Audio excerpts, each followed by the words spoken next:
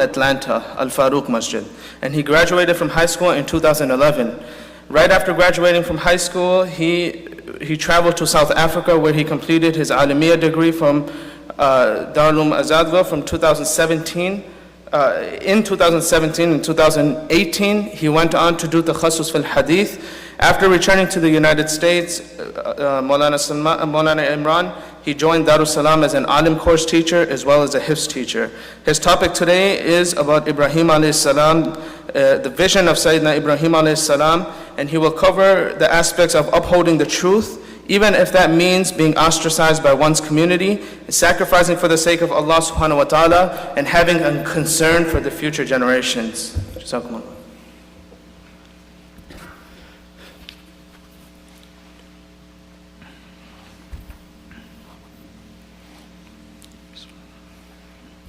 Assalamu alaikum wa rahmatullahi wa barakatuh. Alhamdulillah wa kafa wa salamun ala ibadi alladhina astafa. وقد قال الله تبارك وتعالى في قرآن الكريم بعد أعوذ بالله من الشيطان الرجيم أعوذ بالله من الشيطان الرجيم بسم الله الرحمن الرحيم إن إبراهيم كان أمة قانتا لله حنيفا ولم يك من المشركين شاكرا لأنعمه اجتباه وهداه إلى صراط مستقيم وآتيناه في الدنيا حسنة وإنه في الآخرة لمن الصالحين ثم أوحينا إليك أن اتبع ملة إبراهيم حنيفا وما كان من المشركين صدق الله العظيم.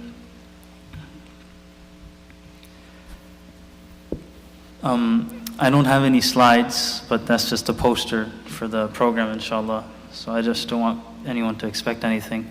Bismillah ar-Rahman ar-Rahim. Allah Tabaraka wa Ta'ala in the Quran, He mentions the word uswa in two places. So uswa means a model, it means an example, it means someone who you can follow his pattern. Obviously the uswa for this ummah was going to be Rasulullah sallallahu alaihi wasallam because he's the Nabi of this ummah. But in the Quran you also find that Allah subhanahu wa ta'ala, He mentions that Ibrahim alayhi salam is also the uswa or the model or example for this ummah. Ibrahim, Nabi sallallahu alayhi wasallam's relationship with Ibrahim alayhi salam was like a grandfather. Ibrahim alayhi salam was the grandfather of all the Anbiya. Nabi sallallahu alayhi wasallam, he himself will say that I am the dua of my grandfather. Ibrahim alayhi salam, he was born in the era of Namrud. This was in Babylon. Namrud's era was the beginning of what we will call Shaitani civilization. It's because in that era, the worship of the fire and the worship of Shaitan would reach its pinnacle, would reach its heights. And interesting how they used to worship the fire in that time, we find people worshiping the fire today in today's time. And how people are open Satanists in that era, there are open Satanists in this era. So there was a very unique link between the two. Ibrahim alayhi salam, he was the first one who saw this. When he spoke against the idols, he didn't only speak against the idols, he spoke against the fire. And that mighty fire that they built to burn Ibrahim alayhi salam, that fire was their God. So they said, if you want to speak against our idols, then our God, the fire, our God, He Himself will deal with you. And then that mighty fire was made.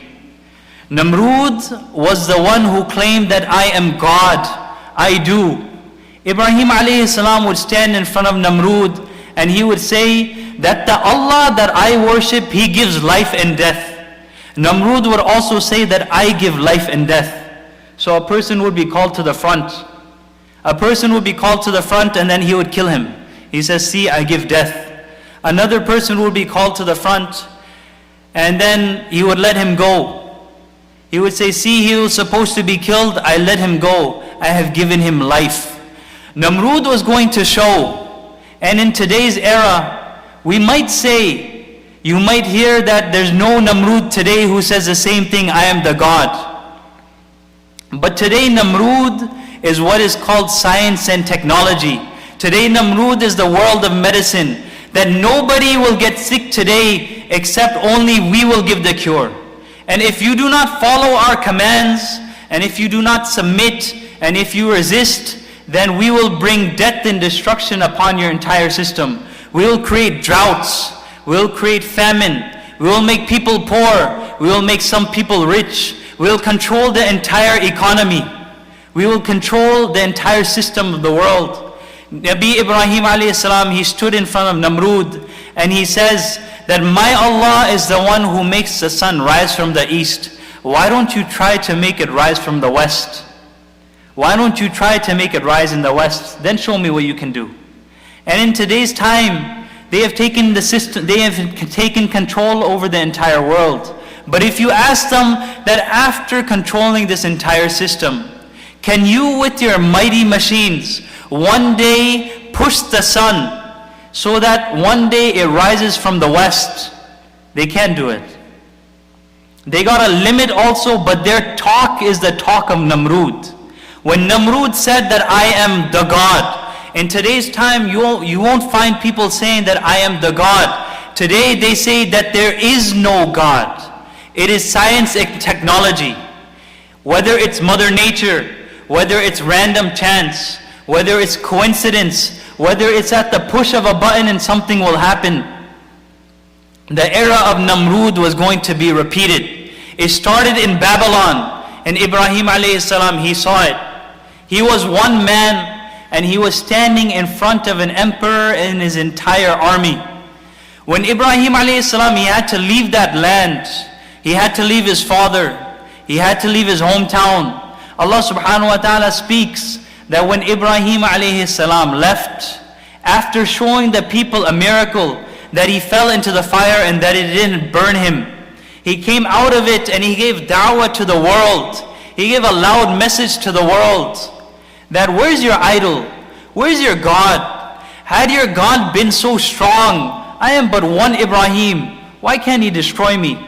This ummah was going to give the same message. This ummah saw it all. This ummah saw the mighty empires of Rome, the mighty empires of Persia. They saw the mighty Tartars, the Mongolian invasions. They saw the mighty crusaders. They saw all the superpowers of the time today. They will say to the superpowers of today that if this is what you call a superpower and you're trying to destroy Islam, you can bring whatever you want to bring. But today we are still standing.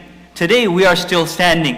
And Allah subhanahu wa ta'ala, He is the one who says, gone, and the nation of Lut is gone. Allah subhanahu wa ta'ala said, gone, and the nation of Ad was gone. They claim that I am super. They claim that I am super. But in reality, they hide the fact that everything was given to them by Allah subhanahu wa ta'ala. And when Allah subhanahu wa ta'ala wants to snatch it away, Allah subhanahu wa ta'ala can snatch it away. Ibrahim alayhi salam will tell this ummah that as the fires did not destroy me, they also will not destroy this ummah. Because we're a living nation of Ibrahim alayhi salam. Ibrahim alayhi salam, when he was looking at the entire system, the entire shaitani force, the world would say, the world would ask, how can one man go against that entire system? Go against that entire army, the mighty army of Namrud. Allah subhanahu wa ta'ala says in the Quran, Inna Ibrahima kana ummatan. That remember this Ibrahim, he himself, he wasn't just one man, he himself was a nation. And this ummah today, this ummah of Nabi sallallahu alayhi wasallam, this ummah is also that Ibrahim. This ummah, each individual is one nation. Why? Because this ummah was the dua of Ibrahim alayhi salam. This ummah was the vision of Ibrahim alayhi salam. When Ibrahim alayhi salam was and his son Ismail, they were erecting the forms of the Kaaba and they were making dua. وَإِذْ يَرْفَعُ إِبْرَاهِيمُ الْقَوَاعِدَ مِنَ الْبَيْتِ رَبَّنَا تَقَبَّلْ مِنَّا إِنَّكَ أَنْتَ السَّمِيعُ الْعَلِيمُ. رَبَّنَا وَجَعَلْنَا مُسْلِمَيْنِ. Oh Allah subhanahu wa ta'ala, make me and my son, make us Muslims. وَمِن ذُرِّيَّتِنَا أُمَّةً مُسْلِمَةً لَكَ. And from our progeny, make them a Muslim ummah. We are that nation. We are that dua of Ibrahim alayhi salam. Ibrahim alayhi salam, make a nation at the end of time where they would have to face the greatest threats. The threat that wasn't created even during the time of Adam alayhi salam. This was the threat of Dajjal. That person, he would have to face the onslaught of technology. That person would have to face drugs. That person would have to face clubs. That person would have to face pornography, nudity. But Ibrahim alayhi salam says, Oh Allah, make a nation that will come at the ending. That nation, my qualities they will have. We are that dua of Ibrahim alayhi salam. When Ibrahim alayhi salam was told to slaughter his son, the ulama have written that Ibrahim alayhi salam had two qualities. Whoever can bring these two qualities, he himself will become the Ibrahim of the era, of the time. These two qualities. Then he will be the Inna Ibrahim kana ummatan. He will become a candle. Ibrahim alayhi salam was a candle, but we want every one of us to be that candle. That kana ummatan, he was a nation. Because in today's time, when we say that stay away from evil and Allah subhanahu wa ta'ala's help will come, then we might say, okay, I'll stop. But if everyone around me doesn't stop, then how would that work? Rather, I just carry on. But it doesn't work like that. This ummah was made that if one individual, he himself changes, then Allah subhanahu wa ta'ala will send down such anwarat. Allah subhanahu wa ta'ala will send down such lights that would surround him, that he will become a light for every single person around him. And then on the day of Qiyamah, when that person walks, on the day of Qiyamah, an entire nation of people will walk behind him. Every single ummati of Muhammad sallallahu alayhi wasallam was meant to become the Ibrahim of the era. So now Ibrahim, Inna Ibrahim, Allah subhanahu wa ta'ala mentions in the Quran, Inna Ibrahima kana ummatan. The first quality was qanitan lillah. Another verse says, فَلَمَّا أَسْلَمَا, submission. When they submitted, Ibrahim alayhi salam, he had a dream. He had a dream at a time when your hope is, he knows that he's about to pass away. His hope is that now my son, he will carry on my legacy. He will continue my da'wah. He will continue on the work of nubuwah. Allah subhanahu wa ta'ala mentions, فَلَمَّا بَلَغَ مَعَهُ السَّعْيَ.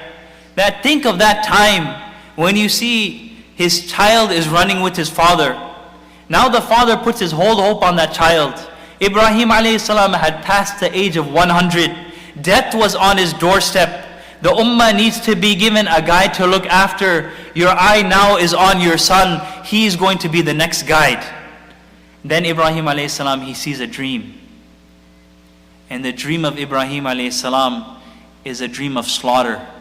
He has to slaughter his beloved son. But what it did, it's easy to say the story now because we know the ending. But picture that Nabi whose heart is filled with raham. A Nabi, that love that he has for his son will outweigh the love that anyone has for their son.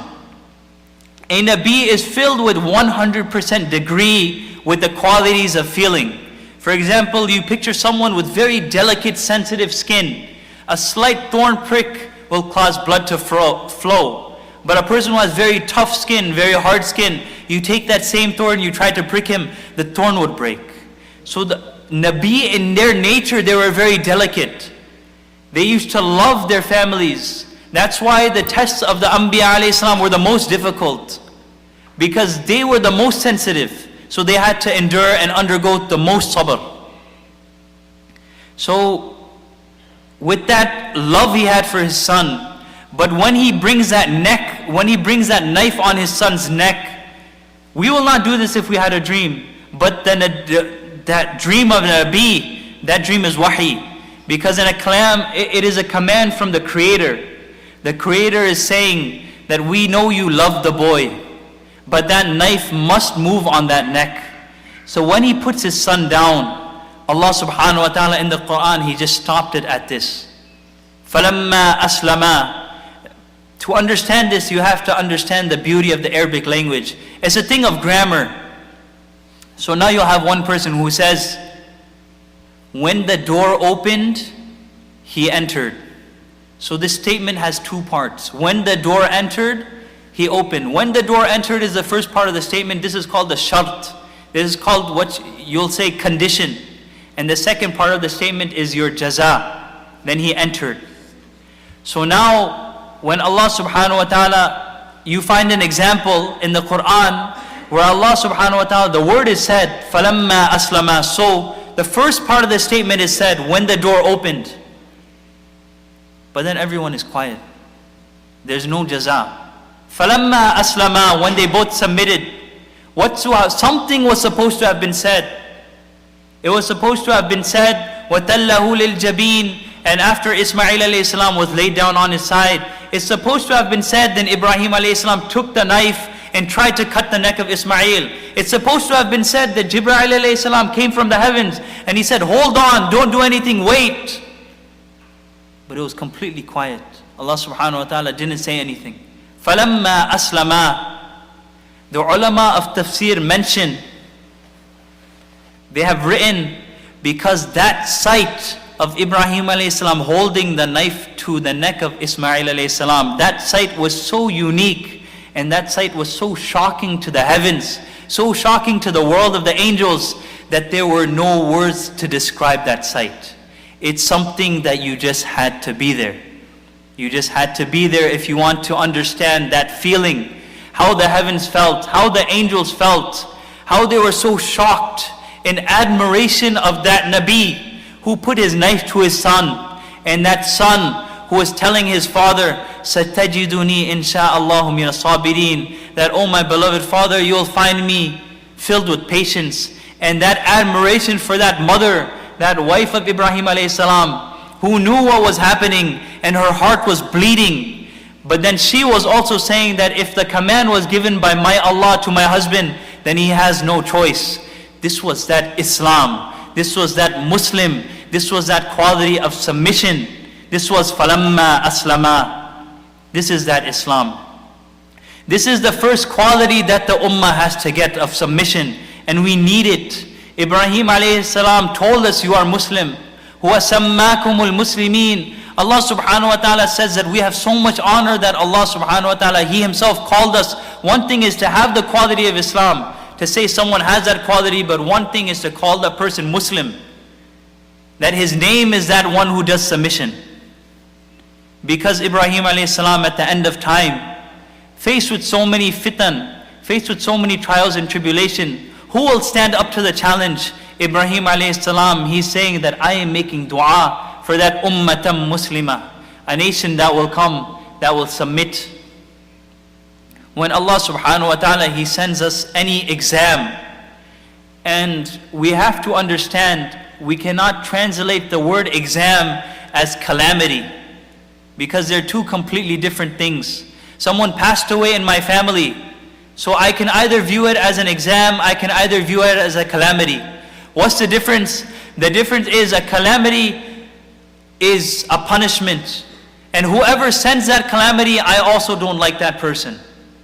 But an exam, whoever sends the exam, then I am thrilled with that person who sends the exam, because now it is, oh Allah subhanahu wa ta'ala, am I even worthy of writing your exam? You don't give an exam to everyone. Who does an exam go to? An exam, they're sent to people who are on a high level. A child, when he enters the first grade, on the first day they don't give him the exam, because it's not fair, he doesn't know anything. How can you make him write? The exam comes when the teacher says, I have been training him and I have been teaching him for 2 months. I feel that he knows something. And the purpose of the exam was never to fail anyone.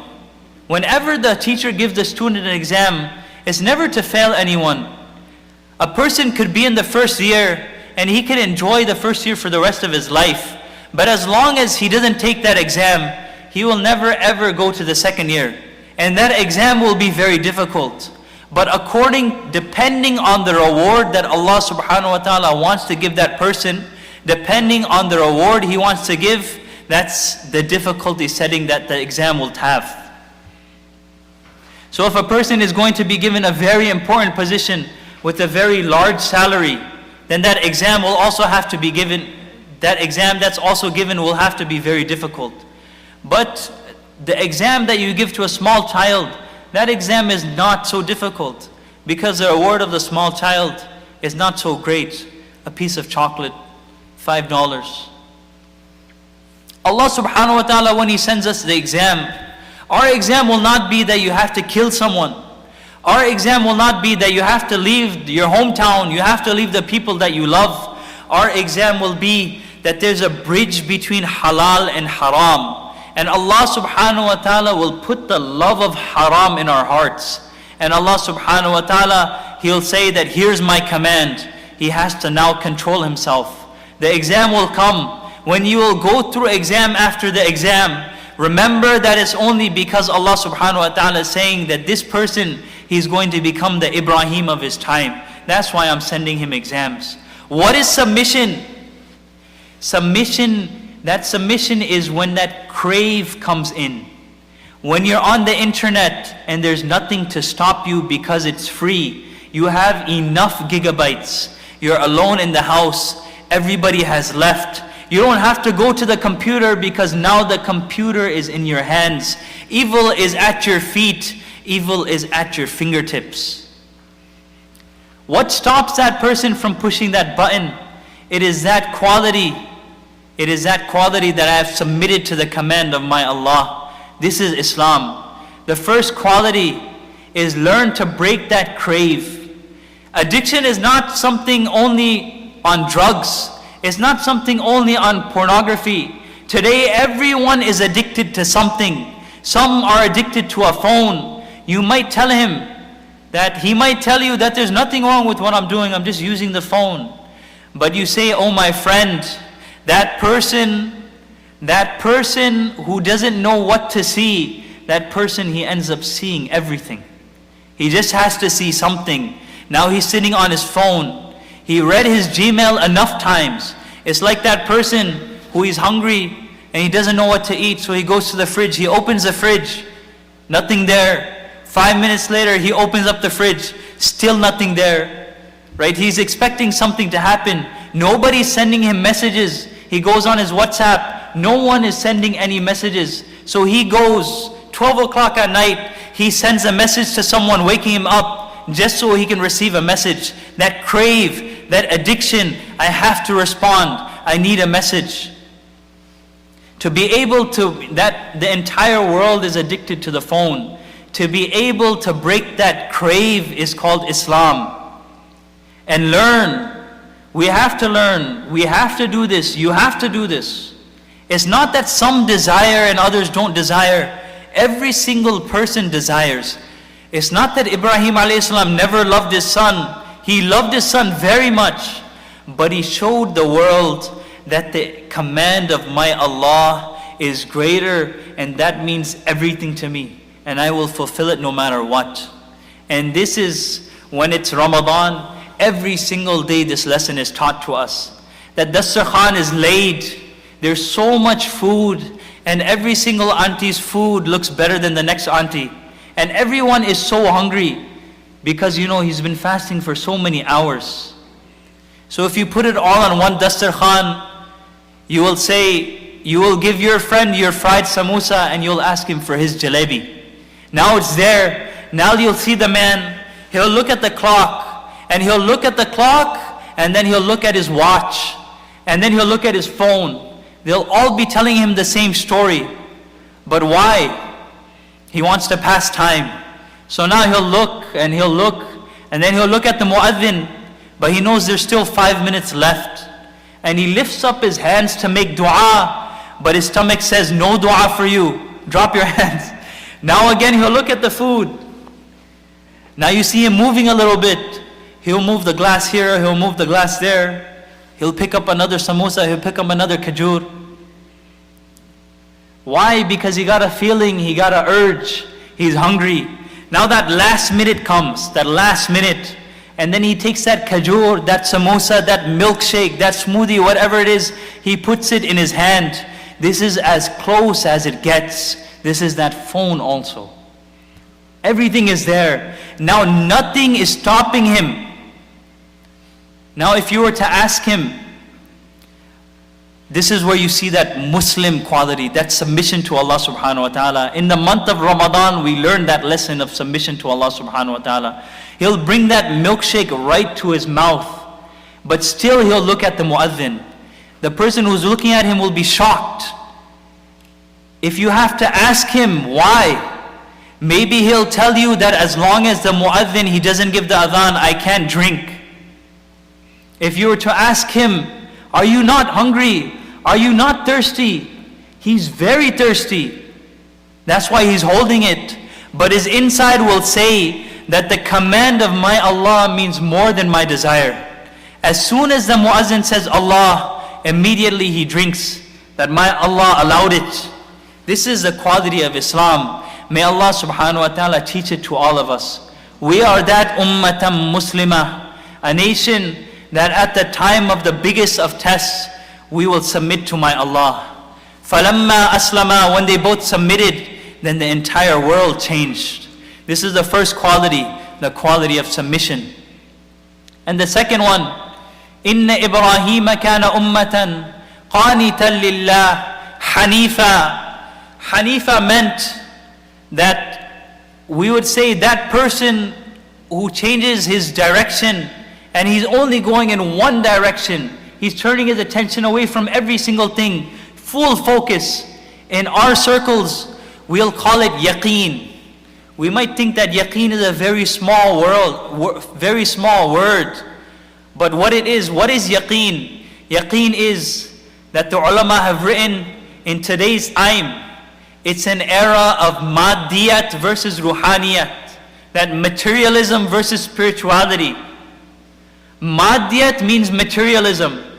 That how much wealth we had today, perhaps in the past, the people of the past also had so much wealth.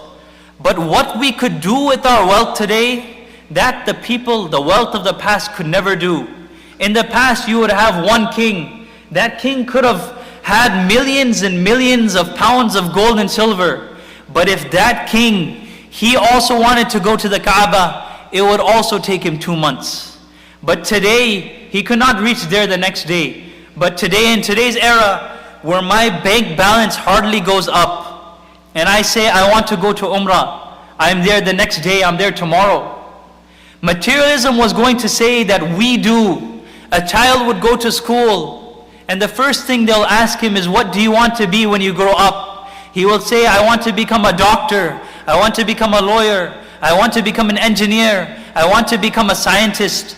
And when they ask, why do you want to become these things? Although that child might say, I want to invent something, I want to help people, but his real answer would be, I want to make money. What will money do? From his inside will tell him, money will build your house. What will money do? Money will put that carpet. Money will buy my phone. Money will buy me a car. Money will get me a wife. So what happened? Materialism said to that boy from a very young age that I'll sort out your entire life. If you got that degree, you'll never cry. From the beginning to the end, we'll be here with you. But then materialism would also say that if you do not have that smartphone, that means that you aren't very smart. You aren't keeping up with the times. If you don't have a nice car, that means you're not a really nice person. Materialism was going to say, if you don't go to university, then you will suffer. They will say you will suffer for the rest of your life. But Allah subhanahu wa ta'ala loud in the Quran would say, وَفِي السَّمَاءِ رِزْقُكُمْ, that your sustenance is already predestined in the heavens. That remember, maddiyat will give you a carpet, but it will not give you the legs upon which to walk on that carpet. Because many people are rich, they can't walk, paralyzed. Maddiyat might give you that food, but the command of Allah for that food to go in that maddiyat will never give you. They might cut a pipe here, they might cut a pipe there. And then in the ending, they'll say that we can feed you through tubes. But at that time, you'll say, I'd rather die. Maddiyat will give you a bed. But Allah subhanahu wa ta'ala would say that the sustenance of sleep, that would come only from Allah subhanahu wa ta'ala. And we're seeing this today. So then there was one person looking for a job. And why I'm mentioning this today is to address that lie of university. I'm not saying don't go. Go to university if you have to. I also went to university. I'm not saying don't go, but never go with that in mind, with this in your mind, that my father said that if you get that university degree, then you'll be looked after for your entire life. Never go into university with the yaqeen that my degree is what's going to give me money. Why? Because if you say this, then you are challenging Allah subhanahu wa ta'ala. You are saying, oh Allah subhanahu wa ta'ala, I challenge you. What happens then is that Allah subhanahu wa ta'ala then says, oh my servant, then I handed everything over to you. You take your certificate, you go look for your own sustenance. And then at that time, that man, until he cries and until he says, oh Allah subhanahu wa ta'ala, I'm sorry. Never challenge Allah subhanahu wa ta'ala. Never say things like this. So you have to finish up. One man, he reached the shop and he asked the boss, he says, boss, you got job. So he's a foreigner, he couldn't even speak the language. Right? So the man told him, he saw some muscle on that man. So he says, okay, muscle, go clean the toilets. So then that foreigner, he went to go clean the toilets, and he's scrubbing and scrubbing how dirty the toilets were, but he's scrubbing and it became shiny. Then the employer, he told the man, it's like, wow, what a job you did. You know, the toilets are so sparkling, clean. You got the job. And so the employer takes out his I-9, you know, whatever the employer gives to his employee. He gives it to him and he says, all you have to do is you have to sign over here. And that man says, sign? I don't know how to read and write. So then that employer, he immediately pulls the contract away. He says, you don't know how to read and write? What? You know, how are we going to, company policy, we only want to hire educated. So the man is wondering, what does reading and writing have to do with cleaning toilets? What am I going to write on the toilet? He's like, I'm sorry, it's company policy. So then he leaves and he's very sad. And he goes out and he walks on the port. And he's looking for a job. So he sees some people with the ship, with their boat. And he goes and asks him, you got a job? That man, he sees that person has muscle. So then he says, yeah, jump on. So then he goes, and due to his honesty and his hard work, two things if you want to achieve high ambitions, you need two things. You need honesty and you need hard work. With these two things, Allah subhanahu wa ta'ala will give you sustenance. So now that man, he's working and he's working. He's impressed. This person on the boat is impressed with his job, is impressed with his honesty. By and by, he's so thrilled with his work that he gives him a boat of his own. And he starts working himself. That person, through his honesty, more people are coming to him. People are only going to him because of his honesty. And he's getting more and more, he buys more boats. And then he wants to help everyone else. His brother is also in a foreign country. He calls over his brother. He says, I don't want you to go through the same things that I went through. Work under me, here's your boat. Pretty soon the only boats at that port are that foreigner's boats. And he suddenly gave life to that port. So the mayor, he sees that this man, he's a foreigner, but through his hard work and honesty, he achieved so much. So he wants to hold a program honoring this person. So he comes and he calls this person, everybody's there, everybody sees, he's a lesson for the youth, inspiration for the youth. You know, with hard work, you can do anything. So speech is made, everybody's clapping, and now they want to give him this big check. So they're about to give him the check. Now they tell him to sign the check. And when the time comes to sign the check, he tells the person, I don't know how to read and write, So the mayor says, what? You don't know how to read and write? Imagine what would happen if you knew how to read and write. That person says, boss, if I knew how to read and write, then I'd be cleaning toilets right now. So then Nabi Sallallahu Alaihi Wasallam, to finish up, Nabi Sallallahu Alaihi Wasallam, he said that at the end of time, Islam will start as something strange. At the end of time, it will also be something strange. He said, فَتُوبَى لِلْغُرَبَاء, that Mubarak, that congratulations to those people who are the strangers. Because now you're mentioned on the tongue of Rasulullah Sallallahu Alaihi Wasallam.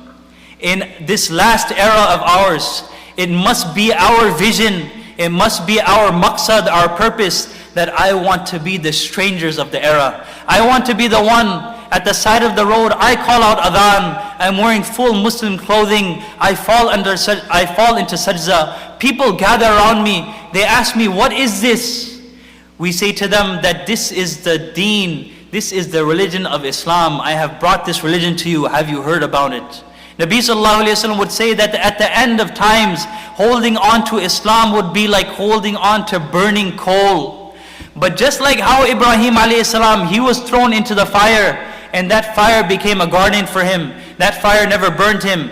That person, whoever holds on to this burning coal of Islam, Allah subhanahu wa ta'ala will make it such that this coal will also not burn him. The entire world will look at him. They would ask him, how are you doing this? How are you holding it on?